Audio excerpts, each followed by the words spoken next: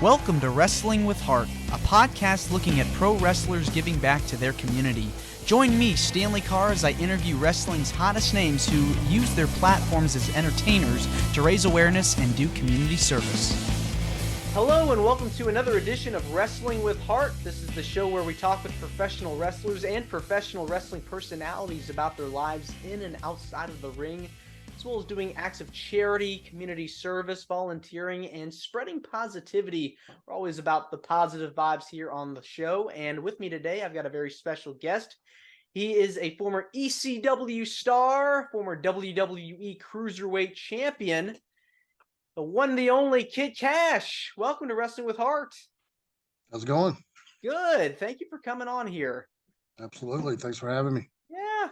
So let's get talking about your upbringing and childhood. Where are you from? I'm from a little place called Waynesboro, Virginia, Central Virginia in the Blue Ridge Mountains and the Shenandoah Valley. Oh, wow. So right in that southern part of Virginia. Yeah, I think you can consider it southern. Yeah, it's right dead center of the state, really. So it's a little bit more off to the west part, but it's still center. So we were never clear. I know the Mason-Dixon line was only about probably an hour away. So I guess we were still considered southern. Now, was wrestling something that was big in the house? Did you enjoy watching it growing up? Well, my grandparents watched it. That's where I was exposed to it first, just spending the weekends with them. And then at my house, I was pretty much the only one who really watched it at my house. We grew up on NWA, what was that? Mid-Atlantic Wrestling in NWA. So I think every now and then we would be able to get Georgia Championship Wrestling.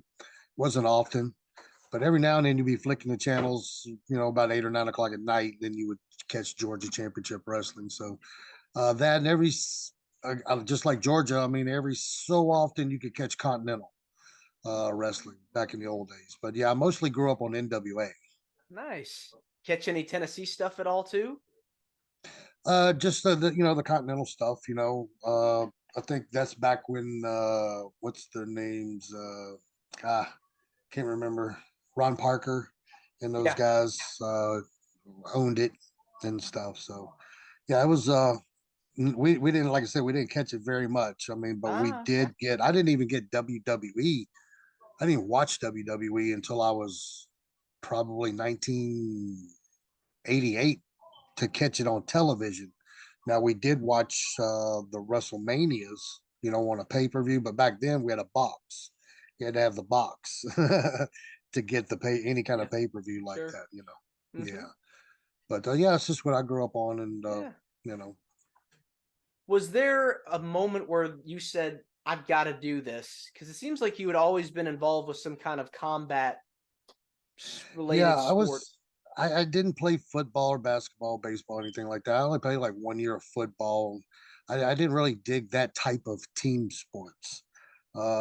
So I started boxing very early. I started boxing when I was like 7 years old.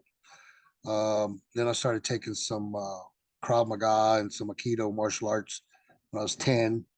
Then through high school, I wrestled and things like that. And then, I just kind of stuck with my boxing and my martial arts and stuff. I would do like Pee Wee League boxing tournaments at the YMCA. And stuff like that. I fought in the Teenage Golden Gloves in Virginia and in Maryland. Yeah, I mean, we did some things. Did a lot of, martial arts tournaments and stuff like that. Nagas. Did a lot of Nagas and did a few Pan Americans and stuff like that. Yeah, did well. Placed, got first and second places in both. So, were you thinking about going pro? Was that something you were thinking about before making the switch over to wrestling? Well, like I said, back when I came up, I was born in '69, so I grew up in the '70s and '80s, so we weren't a rich family or anything like that. We had everything we needed. So our mentality then was to, you're just going to do what everybody else does. You just might do a different job. We're going to graduate high school. You may or may not get married, but you're going to either go to work and, which I did. I went into work as a pipe welder. Uh, just out of high, I actually started pipe welding while I was in high school and kind of carried it on after I literally graduated, but my wrestling career did too. So I didn't weld very long, outside of my high school years. But yeah, I mean, that was our thinking back then. Who would have thought? I mean, I was the only one in my family who watched wrestling, so I never really figured that I would ever get into it. It was something that I was like, damn, I would like to do something like that. I bet that's fun. I bet that's challenging and things like that, but it was never a thought of, okay, I got to track this down. I got to research. I got to find out where to go, how to do this or anything. It just kind of fell in my lap. Yeah. There was a guy local in my town named Doug Ward, Doug Gibson, Marvin Ward, I think that is his real name. But he owned his own little wrestling show. He did some jobs for I think WCW back when they first went on TBS, and he was trained by Ivan Koloff. But back then, those guys were trained to be jobbers. That's back when we had jobbers. Yeah. So he was a jobber, and but he did really well and stuff like that. And I think the situation is he was too small for the new TV that they had just pulled out. The World Championship Wrestling. Mm-hmm. So they offered him a referee spot, and he turned that down. So he came back home and he opened up his own wrestling organization. But while he was working out there, the guy really got smartened up, about promoting and stuff. So he ran amazing shows wherever he ran, and he ran them in my hometown and stuff. So one weekend, I'm at the gym just working out, and the Road Warriors came in, and the Rock and Roll Express came in. Tim Horner.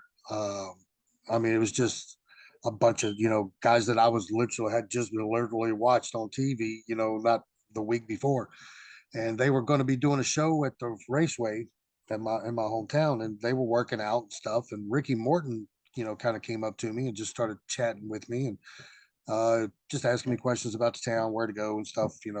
This small town, you're not gonna get much here. You better get your beer at the gas station. The bars, they close early around here. So it was that kind of thing. So we just kind of he invited me to the show. Went down and we just kind of hung out the whole time and talked and bullshitted. And I dipped Copenhagen, and Road Warrior Hawk came in, and he was as a brother. He goes, "I would, man, could I please have one, a dip?" And I was like, "Yeah, sure." So I gave him my can, and he took the whole damn can in his mouth. He like three fingered it and put it in, and just filled his whole mouth up with it. Said I saved his life, and that tapped me on the shoulder. Good. Good. So I came back to the next day. Went to the next shows with them. They were doing like a 3-day run in the area. And so I went back up there, hung out with Ricky and stuff. And he came back to the dressing room, and he's like, "I was hoping you were going to be here." And he handed me a container, that's like 12, Mm-hmm. cans. He's like, "You saved my life. I got to pay you back," and all this stuff. Ricky gave me his card, and I hadn't didn't think much about it. I mean, I was still doing my martial arts and that kind of stuff. I wasn't really planning on being a wrestler. I thought it was cool hanging out and stuff like Yeah. that. But then I went off to Japan to fight, and so I was over doing a tournament, and we were in Tokyo, and it was our last night there, and the all New Japan Wrestling. It was either All Japan or New Japan. They were starting their tour, the 3-week Mm-hmm. tour, and it was the week before they were starting, and Ricky Morton and Robert flew over to promote because they were going to be on the tour. Well, I'm standing there behind the curtain, and I just kind of look over my shoulder, and there's Ricky Morton standing behind me. They were going to be in the Tokyo Dome the very next week. So Mm-hmm. he's like, "Hey, man, what the hell? Do you remember?" And I was like, "Yeah, what the shit? What's going on?" We just kind of started talking again. He goes, "Dude, you really need to call me." He goes, you're a good looking kid. You're athletic." He goes, "You're not going to make any money doing this. You need to make some money, doing wrestling. I can help you become help you get in and all this other stuff." So he gave me his card again. We left. I did the rest of the fights, won my little weight division and everything. We came back to the States and stuff. And I don't know, went back to work. And I was working in the pipe field one day behind Hershey Chocolate in Stewart's Draft, Virginia. And we were putting in a water line that was 36-inch pipe. And it was middle of the summer. It was July. It was boiling outside, and I'm up under a piece of pipe baking, and I'm welding, and I'm getting burned, and it's just not a good day, you know. It was hard. Yeah, and I was having a come to Jesus moment at that, I think that day, because I was thinking, all morning and all day, I was like, I've been to Japan and wrestled and fought in tournaments. I've been to Nagas. I've been to all over the country, doing these tournaments and stuff. I think I want to be an athlete. I want to do something athletic. And back then, UFC hadn't quite made it to TV.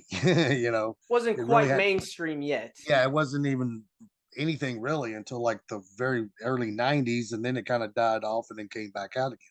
So the tournaments that you didn't win money, and if you did win Right. money, it wasn't very much at all. So how much more of this do I have in my life, before I'm, broken down, So uh, I don't know. I just went home that day and for lunch, and I was making me a sandwich and opened up the drawer to get a knife out, and Ricky's card was sitting there in the silverware drawer. Mm-hmm. Picked it up, and I was like, I'll call this guy. So I called him, and we just talked, and he was like, I'm going on the road in about 2 days. If you can get to Tennessee, I'll take you with me, and we're going to start this all. I was like, wait a minute, hold on. You're going to do this, and you're going to make sure that I got you. If you get to Tennessee, then I have you from there. You got my word. And I'm like, all right. Being a pipe welder back then, you made really good money, Oh and yeah. stuff. So Mm-hmm. I had a good bank account, and, made good money and stuff. So I was like, ah, shit, I'm in the union. So I can, if worst case scenario, I could just join the union in Tennessee, you know. Come to find out, there is no pipe union in Tennessee. So I had to go another route. But when I got there, I drove that day. I went back to work, and my dad was my boss. He owned the welding company, and I quit. And I was like, can I get my check? You're paying out tomorrow. So can I go ahead and get my check today? And I told him I was leaving town to go be a pro wrestler. And he just laughed his ass off and thought I was stupid, of course. And, but he gave me my check and I quit. And I called my mom and my sister, and my brother, and had them meet me in my apartment. And I was like, take whatever you want, just don't leave anything in the place. And walked across the street to the office, and I told them I was leaving town for my job and I wasn't coming back. So I need to break the lease. And everybody was cool. And I think I left town at about 4 o'clock that day, and I was in Tennessee by 8 o'clock that night. I met up with Ricky. He took me to Elizabeth, Tennessee, to where the house was, because Smoky Mountain Wrestling was going back then in Knoxville. Mm-hmm. And so they would bring guys in, and the guys that came in that they wanted to use full time, they would let them live at the house, and they had to do all the chores. It was a big farmhouse. Mm-hmm. You had to do the chores around the farm for your rent, so you had to buy your own food and all that other stuff. But you had a place to sleep, you had a place to train, and then you had a place to work. That was the deal. So I go in and I walk in, and there's Glenn Jacobs, Kane. There's Anthony Michaels. He was Snot Dudley up in ECW. Then there was New Jack. There was Balls Mahoney. There was just an array of superstars. At that time, I was like, wow, okay, this might work out. So that same night, I went to bed. And I think I went to bed like, after meeting everybody and eating. I think I got to bed at like 1. And then about 5 in the morning, Ricky's banging on the door, waking everybody up, and grabs me and, come on, we're hitting the road. And we did.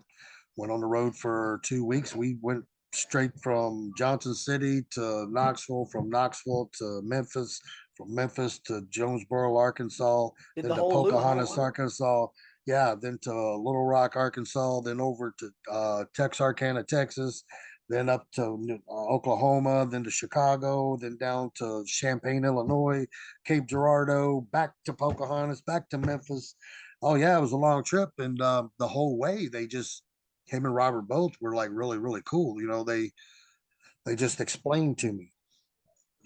My first match, I had never even been in the ring until that moment. Wow. Yeah, I mean, because the whole time I've been learning in the back seat. So for about almost a year, I rode around, and luckily I had enough money in my bank account to survive that long. So Yeah, they paid for the gas, and a lot of times we took my car and stuff like that. It got better gas mileage and stuff, but I carried the bags. I watched, the merchandise and sold the pictures and stuff, watched their match, and then they would quiz me in the car. What did you see? Did you see this? Did you see how the crowd reacted? Did you see how I brought them up and then brought them down?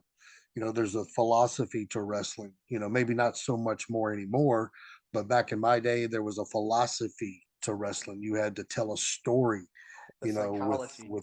a real, yeah, with the real raw emotion stuff. So that was your philosophy, get it out there as real as you can make it without making it look, fake, And so I just watched, how he sold. I mean, he taught me everything. It's not just about the moves. It's not just about, you know, being a great big star, being a great big guy. It's about, how you sell to the crowd, how you pull the crowd in, or how you push them away as a heel, those kind of things. So they taught me all of that the first year. And then just one night in Arkansas, we were with Burt Prentice's organization. I think it was called Ozark Mountain Wrestling back then. And Greg the Hammer Valentine was not going to be able to make the show, so they needed to fill in. And of course, I was the guy. So they threw me in, and I did a good job. They liked it, and that was my first match. And I wrestled every single weekend after that until I wound up getting signed. I mean, but between that time, I wound up getting shots in Mexico and Japan, places like that, and then I finally got signed with ECW. Did indies all over the North Carolina, Georgia, Tennessee, Louisiana, Texas. I mean, I spent a lot of times behind the wheel. I mean, that was Yeah, my yeah. era. My era. That's what you did. Until you made it, you drove everywhere you went. I mean, that's the life of a pro wrestler, up and down, bumper to Yeah, bumper, town to town, and it seems like you got to experience a lot of camaraderie too, yeah, rubbing yeah, shoulders with guys like Ricky Morton. I mean, what can get any yeah. better than that? Well, Ricky was a world class famous athlete at that point, and we just hit it off. I mean, anybody else that he had ever had anything to do with, he didn't. There was a common something there that would make him be nice to you, but he had no really reason to be nice to me. We just clicked. We just hit it off, and we didn't really discuss wrestling very much. Whenever we first met, we discussed just normal shit that men would talk about, Everyday everyday things. life. Didn't even really discuss wrestling until I got into it, Yeah. with them. And then we discussed wrestling. But even along the way, I mean, we would have time to talk our wrestling, and then we would have time to be human beings again and just be men and talk. And he really enjoyed that. And I come to like it myself. It made you feel more. See, in wrestling, if you have that character, mine was, of course, Kid Kash. Back then, it was David Jericho. Uh, but you still have that character, and that character has to walk and talk differently than everybody else. You got to pull a little bit of you in it. But if you're a new guy, you don't know to do that. You just go all balls to the walls to something that you feel is a character that's going to fit you. And I did the same thing. So you can get caught up in that character and forget real quick sometimes, that there's another you that's just a regular person out there, Yeah, and that helped keep everybody grounded. I mean, we would have those conversations with wrestling, and then we would just stop, and then next thing you know, we would just start talking about family and talking about getting the car worked on, and damn, when I get home, I got to rake the leaves. I mean, we just talked about what men yeah. talked about. It's important when you're getting into the business that you want to be yourself and be authentic so that the fans will accept you and believe you as the character, so that they see like, hey, this is Kid Cash, I'm doing my thing in the ring, Yeah, and this I'm talking and I'm cutting this promo, and I want to make people believe that I am literally this person. yeah, yeah, and the more you're booked, the more you're on the road, the less time you're at home, the less time you're around family and your old friends. I noticed that within probably 4 or 5 years, I pretty much lost all contact with people back home. Really. Yeah, all my friends that I went to high school with and was very close with, and graduated and did those special moments together and shit like that. We just kind of faded. Phone calls quit coming, mine quit going in. You know what I'm saying? I was traveling to Mhm. Europe a lot, and Japan and Mexico, and I think a lot of it they would call me, and I would be in the middle of getting on a plane, or I was getting off of a plane, and I Yeah. was just getting my baggage going to the Tokyo Dome. What time is it? Holy shit! Why are you calling me so late? Yeah. Oh, I didn't mean to call you so late. That kind of thing. And I think after a while, they just felt like they were probably, just bothering me. So, Hmm. but they weren't. It's just that our lives went two separate places, and mine went one, and theirs went the other. But like I said, you can definitely once you are like 4 or 5 years, that's all you're around. When you're traveling the way we traveled, especially with the Rock and Roll Express, I came in. You got to figure most indie guys who get started only work maybe once a week or maybe once a month until they can build their name up. You know, Correct. I Yeah. walked in, bam. Okay, I'm with the Rock and Roll Express, so this guy, we can get him. He's a damn good wrestler, and he's young and he's new, so he won't work as much for as much as these big names. These big names were charging $1,000 on the indies, and back then I didn't know any, I didn't even know how much to charge. So I thought $100 was great. Yeah. So I was traveling 5, 10 hours to make $100 damn. And then one day Ricky pulled me. He's like, "How much do you make?" Because he wanted to start tag teaming with me. Him and Robert, they would have problems every now and then they wouldn't talk to each other. So then he needed a partner. So he was like, "I need a partner." He goes, "How much do you make?" And I was like, "I guess 100." He goes, "That's it?" And I was like, "Yeah." And he goes, "Well, you're going to be one half of the Rock and Roll Express. This is what you're going to make." Yeah. I was like, "All right." So boom, instantly I went from making $100 to $500. And I was like, "What?" Okay, great. So It. I lucked out. I just was at the right place at the right time with the right people. Where a lot of guys are not like that. And if I hadn't have met those guys, my life probably would not have gotten to the status that I did. You know, I probably would have maybe, but it probably would have taken me a little bit longer than what I did. Definitely sounds like when you're starting out in the business, you kind of have to learn things on your own until you Yeah, start hitting that light bulb. That light bulb goes off, and it's like, yeah. okay, this starts making Oh, sense. you find that a lot. I mean, yeah, you can take all the information, that Ricky gave me, and even Ricky told me back then, listen, just what I'm teaching you, always have an open mind to learn something new because I'm the only one that works like this. Now, we all have the same concept, we all have the same theory, we all have the same philosophy, but this guy works completely different than I do. And back then, Dynamite Kid was probably one of my all-time favorites. So, he explained to me the Dynamite Kid is he's that explosive guy. He's the short guy like Ricky Morton. He's short, so we got to be more explosive. So I knew to do those things, but then there's the inside of the business that they had just hadn't taught me anything about the money and and the guarantees and these kind of things and the what things that else that you deserve to get. Yeah. I didn't get a hotel room because I didn't know to book to add a hotel room to the booking, for a couple of years before I was like one day just talking to one of the other wrestlers. And he's like, "Yeah, I got to check into the hotel." I was like, "Yeah, I need to find a hotel. Where you at?" He goes, "Well, I think they have me over here." And I was like, "They? Oh, yeah, I put that into my deal." And I'm like, Hmm. "Oh, really?" I didn't know that. Yeah, it takes time, but you Hmm. figure it out and I started getting the money and then I started getting the hotels and then I figured out, hell, you can get trans too if you got to drive Yeah. or you can make them pay for your flight, you know. So yeah, it took me a few years to learn all the business end, on my own. Hmm. But as far as the wrestling goes, I learned. I mean, you understand, I was with Ricky and Robert the majority of the time, but there was so many times we'd be driving down the road, we stop off at Memphis and pick up Jerry Lawler, or we pick up Bill Dundee, or we pick up one of the Moondogs, or we pick up. I remember the Honky Tonk Man and Jimmy Hart. We would all be riding to Yeah. go The legends, together to man. this show. Holy shit! I'm in heaven. I'm sitting there Yeah. listening to all this knowledge. And another guy that really took me under his wing was Jimmy Hart. Um, he really liked my look. He liked my style. He liked that I was aggressive, but yet a baby face, and yet I wasn't like the big giant guy like the other guys at that time.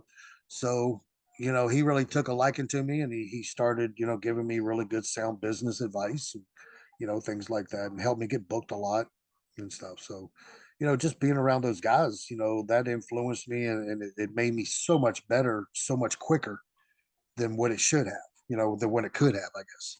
Um, you know, I there was a lot of guys on the Indies that I became really super great friends with, Easy Money, Eddie Golden, and guys like that.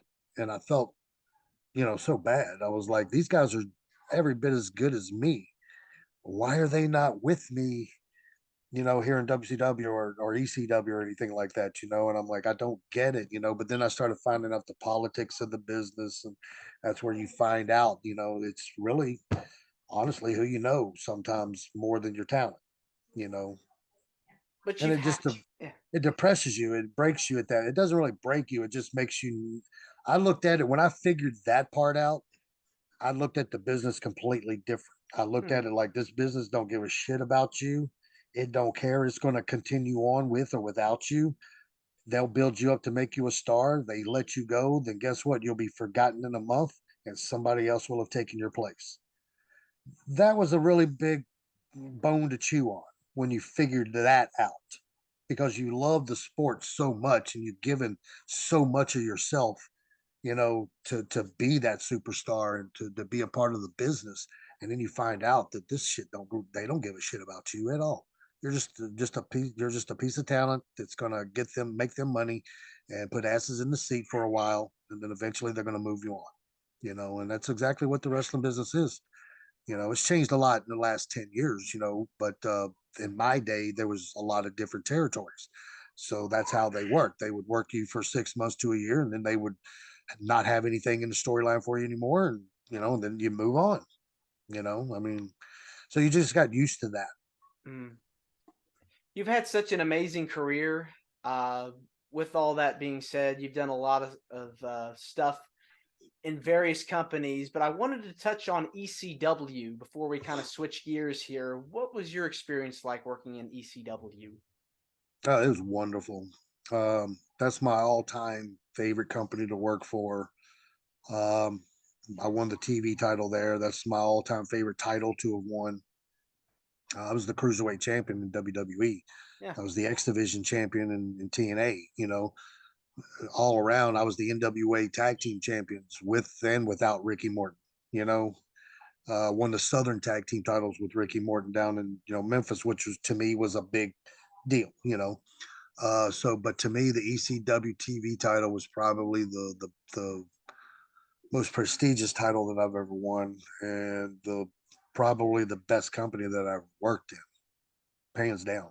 Favorite matches during that particular period of time? Oh shit, man! I had some really great matches, man. I really can't break down to have one great match. I mean, what was so great about that company? Everybody there had the same mindset. Every single match was a WrestleMania moment for all of us, and that's the way we lived. And even if there was 100 people in that damn house show, we went out and performed like we were on pay per view. And that Yeah, was the you guys rules of that killed it. game. Yeah, every single time. We didn't give a shit. We'd be in Jim Thorpe in Pennsylvania, and there'd be 100 people in a bar. We're out there going through tables, and we're doing everything we would do as if we were on pay per view. And that's just the way we were. So I had some really, really great matches with C.W. Anderson. Uh, tough dude there, man. I had some. Oh man, so many good matches with Lance Storm, just incredible. God, Guido, little Guido, Yeah. uh, Hmm. Nunzio. Love that man. Stiff as stiff as a board, and boy, Had good he. matches against him in WWE as well, Oh, I too. know, man. I mean, he's just one of those guys that I would never, even to this day, if I had to wrestle him right now, I would never have any concerns whatsoever. If we're going to have a good or a bad match, it would be, hey, you want to do 2000 up there in Poughkeepsie, New York? You remember that? Oh yeah, let's just do that match. Run it I mean, back.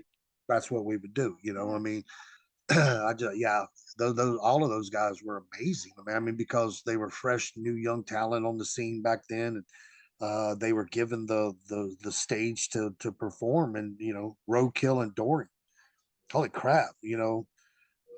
Still to this day don't understand why those guys weren't a WWE Tag Team Champions somewhere, or WCW Tag Team Champions. I don't know if it was their size, probably most likely, along with a couple of the other guys, but it just blew me away that some of those guys weren't taken by the bigger companies and done, put over, huge. Um, yeah, I mean, but everybody there worked their asses off. So, I mean, I don't think I ever had really a bad match in ECW the whole time that I was ever there, to be honest. Mike Awesome, wrestled Psychosis a lot, wrestled Super Crazy a lot. I mean, just had really good matches back then. We were all young, man. We could do it back then. Yeah, young and hungry. You guys had Yeah, I something to mean, prove. yeah, we did. We did, and that was at the time too that ECW was like running very very close in the ratings as a just 1 hour show with From WWE TNA. and even WCW. And at one point, we beat WCW in Really? ratings. On us, yeah, on the I think we were on Friday nights at that point, and we were on TNT or TNN or something like The that. TNN. TNN and TNN, we were the only show that got any ratings, and we were the one and only show that got any ratings. Well, then wound up eventually Vince bought TNN. Yeah. He didn't buy it. He didn't buy the company, but what he did is he bought the contract. So they gave us a contract without money up. So Hmm. Vince came in and slid a couple $1 million in their pocket, took us off air and put their company on air. But we still held strong. And I mean, if those little things like that hadn't happened, I mean, I feel ECW would have still been around for another 10 years. Probably would still be around right now, like Ring of Honor, and things like that. Maybe Yeah. not as probably been on an AEW level, maybe still. And I think it would have been on a much better network and all that other stuff. So ECW definitely paved the way for a lot of that crash hardcore style of wrestling that you kind of see nowadays with like the CZWs yeah, and even the stuff like I think GCW. You see some of that stuff there. Really set the tone for like you said, Ring of Honor was another influence. yeah. I mean, CZW was around back when ECW was around. They were doing the hardcore stuff out in Jersey and all that stuff. Mhm. We were doing it in Philly. We just got, I think they were all doing it at the same time. We just got a little bit more money behind us, and we got, Paul Heyman, who came Mhm. in and stepped in and took the company over. And if it wasn't for Paul Heyman, you probably wouldn't be talking to me right now, to be No. honest with you. I mean, I really don't feel that. Paul Heyman gave me my first big shot in the wrestling business.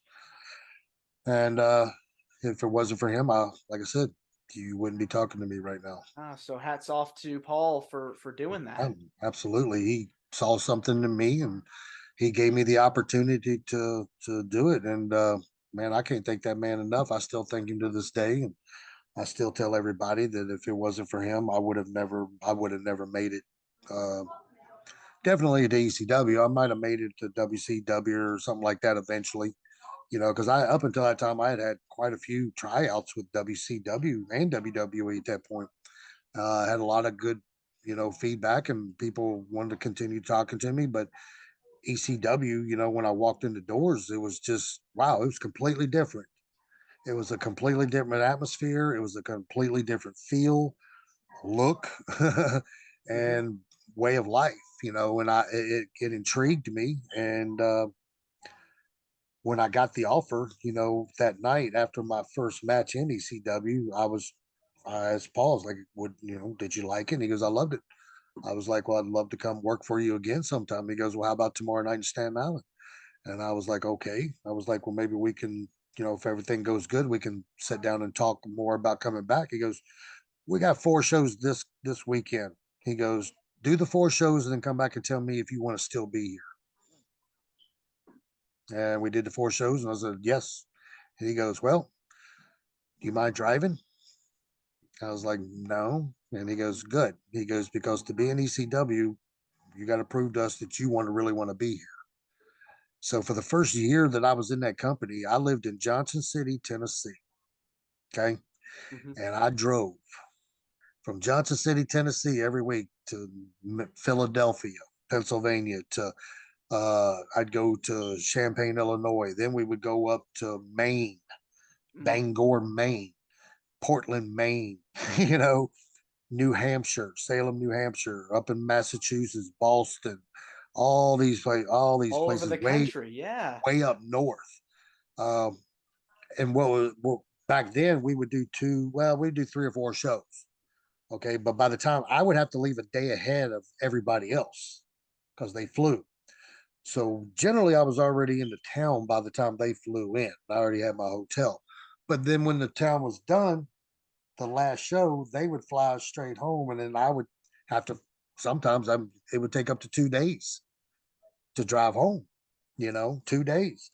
By the time I got home, I had just enough time to sleep for a good, nice day. To rest up from all that damn driving, and then I would have to hit the gym, wash the clothes, pay the bills, pack the clothes, and then leave the very next day. So I would only have 2.5, sometimes 3 days, maybe 3 days if I was very lucky, off at home before I had to hit the road again. And I did it all by myself, nobody else driving. It was just me because where I lived at Johnson City, all the other guys were doing the indies. I was the only one leaving, so it was just a long, long year. When I finally got the contract, that he came to me one day and he says, I need you to do me a favor. He goes, I want to sign you. So I want you to give me 3 numbers of what would work for, and then give me 3 numbers of how many years you want to be here. I'm like, all right. So I came back the next day, gave it to him. I was signed to a contract, and the very next bookings, the very next they flew me. And so I felt like that's why I love the company. So they made me earn, the right to be there, and I did it. I proved it to them, and then I got the blessing, and then I got the fruits of the labor. Yeah, they put you on the map. They certainly Yes. made you a star, and people still talk about your tenure there to this day. Yeah. And how long were you in ECW for? I was in ECW the first time. I was there for a year back in like 96 to early, about 97. I broke my leg. I came home from an ECW show from a weekend. And when I got home on that Sunday, I literally just walked in the door, and there on my, back then we had answer machines. I don't know if they still do, but I checked my answer machine because I'd been out of town for a couple of days, and the guy literally just called me like 15 minutes before I walked home. I mean, walked in the door, and it was just probably about 50 miles away, a little place called Saltville, Virginia, and the promoter I knew real well. And again, which was crazy, Greg Valentine was not going to be able to make it to the show, and he needed a fill-in star. And could you help me out? You're my pal. Come on, man. Could you do this for me? And ECW let us do indies if we had those kind of, if it didn't interfere with a ECW event, we could do that kind of stuff.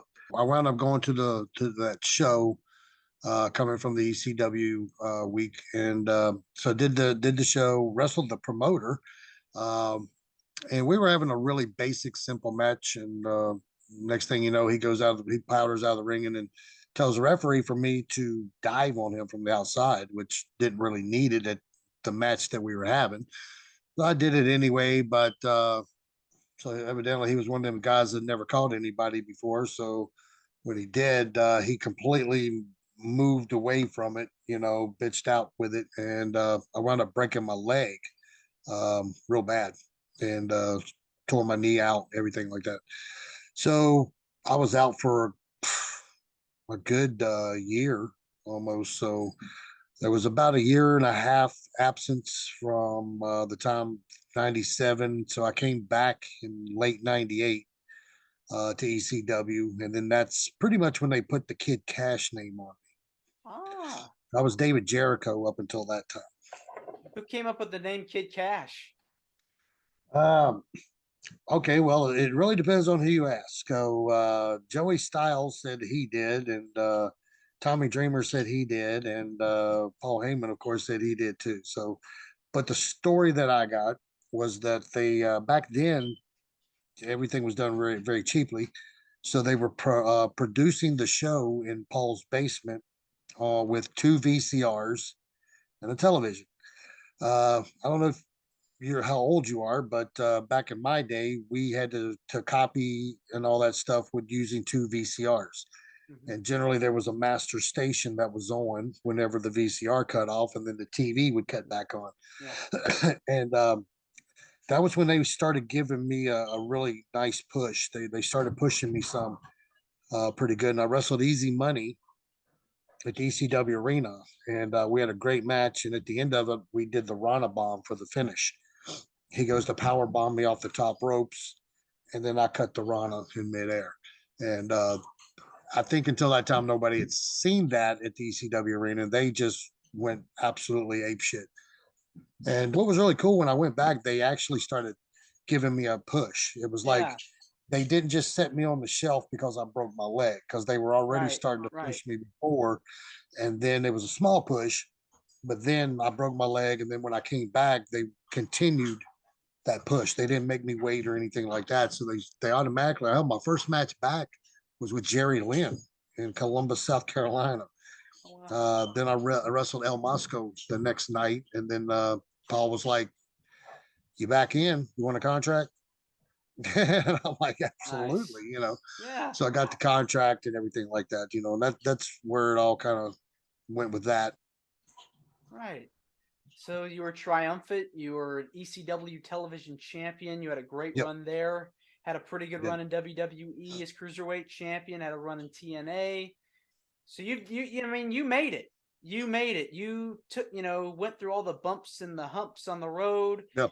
and became a Yeah. superstar. And everywhere in between. I'm one of the. I think there's only five of us that have actually had contracts and wrestled for all the major companies. Like I actually signed with WCW. Um, I signed a nice contract with them through Jimmy Hart as my agent. And this is when I left ECW after they shut down. And I Yeah. didn't leave ECW until they shut down and they told me that they were done, you know, and I didn't go anywhere. I didn't do anything until I heard the word.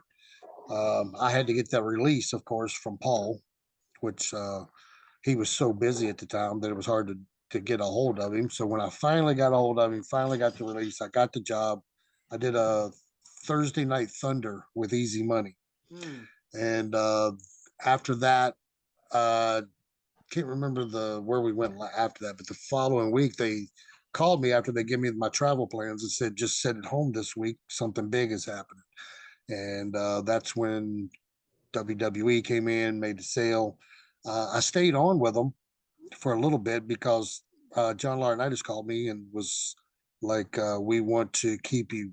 Just realize we have so many people on the roster now, and so what we want you to do is we want you to go to Heartland Wrestling in Ohio, and we want you to wrestle for $40 a night, and we want you to stay there until we have something for you." Well, at that point, I was like, well, wait a minute, does that mean my contract is still in effect? Oh, yeah, well, here's the deal with the contract. The one you signed with WCW is going to be null and void, and what we're going to do is renegotiate that contract. And I was like, really, renegotiate? He said, yeah. So they were going to drop it down from what I had signed for, which was a great big chunk out of my contract. Said that they were going to do 65,000 a year, and I was going to sit there. Well, you know, at that time I was already what 30 years old, so I was had a house, had family, had an established life, and I'd already been in the business for like 10 or 11 years at that time. So why would you want to put me in a developmental? Why would you only give me 65,000 after you just signed me to a contract that was three times that? Right. I mean, so I turned it down, talked to Jimmy Hart again, turned it down, left the company, and I went with Jimmy and Hulk Hogan to the XWF. I did that until the bottom ran out of that, and then about that time. But the good thing about that was I signed a 3-year deal with the XWF that was owned by the Home Shopping Network. They had put like $80 million into that thing to get it to go. Well, I signed a nice contract, and Jimmy got me a no compete clause. So even if the company didn't run, then they either had to buy my contract out or continue paying me. So I just took the continue payment, and I got paid for another 2.5 years. And in the meantime, I went to TNA at that point. So I was getting yeah, but TNA had just gotten off the ground. So it wasn't much money there. So I was getting the TNA check every week because we only did pay-per-views every Wednesday at that time. And then I was also still getting the QVC check for the next 2.5 years. Very So cool. Yeah, it all yeah, it all worked out. it did And work out. Yeah, it worked out real good. Yeah. So from there, I went to TNA. From TNA, I went to WWE, and then from WWE, went back to TNA, and then from there, I was like, I think I'm gonna. It's about that time. I think it's that time. It's yeah, feel the lost the love for the traveling, lost the love for the sport. Everything's changing. There's so many new guys in here with different ideas, different philosophies. Don't want to sell. Don't want to do anything other than shine. And um, the boys weren't the boys anymore. You know, mhm. I don't know if you know what that means, but it was just a feeling that I got. The business wasn't the Locker business room anymore. changed. It was the culture had Locker room changed. changed, attitudes Yeah, changed, yeah, the guys, the size of the guys changed, right, the conditioning of the guys changed. Here I was for 30 years hitting the gym, trying to make myself look like TV worthy, and now yeah, all of a sudden there's guys wrestling that look like they just jumped out of the front row right. and they're taking my spot. So it was just that time, Right. so Yeah. I mean, you know you got to know when it's time to step away, and you had a great run. You had a I great did, yeah. career. You've seen a lot of stuff. You've met a lot of people, networked, and helped several people get their start as well. Let's switch gears and talk about the stuff you've done outside of wrestling, the charity work, anything that you've done that you care to share, ways you've helped out in your community. What kind of organizations have you partnered up with over the years? Mostly just the Children's Miracle Network. I used to do a lot of stuff for them, but since I've retired, I haven't done quite as much. I don't get out to the shows and stuff, unless it's very, very interesting, to me when I hear it. Other than that, I mean, I'm a grandfather now, husband, grandfather.